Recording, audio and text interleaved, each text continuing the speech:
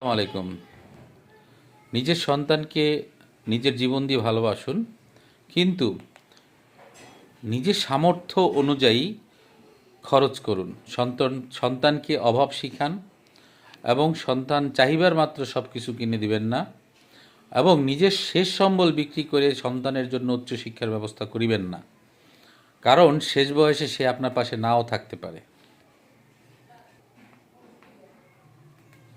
আমার জীবনের দেখা মতে একজন লোক তার দ্বিতীয় তলা বাড়ি বিক্রি করে ছেলেমেয়েদেরকে লেখাপড়া করেছে।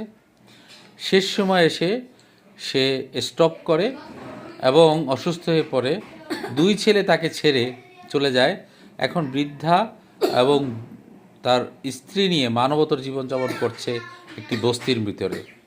তো দয়া করে কেউ অতি আত্মবিশ্বাসী হয়ে সর্বশেষ বিক্রি করে সন্তানের পিছনে খরচ করিবেন না।